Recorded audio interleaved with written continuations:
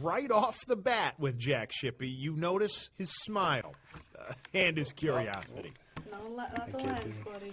He smiled early, laughed early, like earlier than typical kids even. You can't help but be sucked in. Hey. He went right for my eyeball. Jack's a pretty happy guy. The laughing and smiling are all very real, but ironically, they're also a symptom of a rare neurological condition called Angelman syndrome.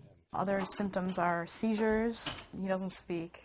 They often have balance problems. So it's a fairly what we would call severe neurogenetic disorder and affects different regions of the brain. With all the problems they have, you might think that they just wouldn't be happy, but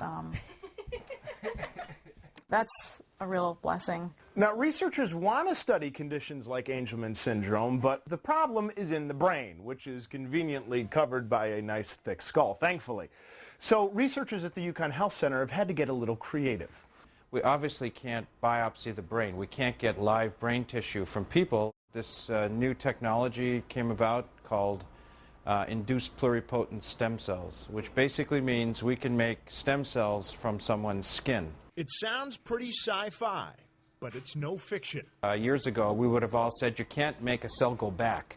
You can't start with a skin cell and make it go back to a stem cell. It's a huge breakthrough for us. Sure enough, if you introduce the right molecules to the right kind of cell, it slowly begins to deprogram itself. After about 3 weeks in this process, you end up with stem cells that are enough, that are stemmy enough. We can actually take those stem cells once we've made them from someone's skin and make brain cells out of them.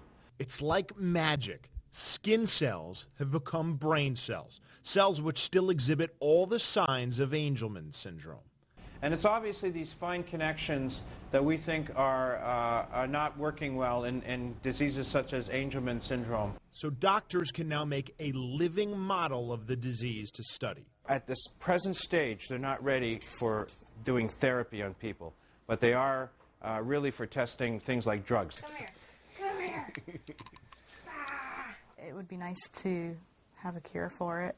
If we could figure out a way to totally get rid of the seizures, that's one of the biggest problems, and that's one of the hardest parts.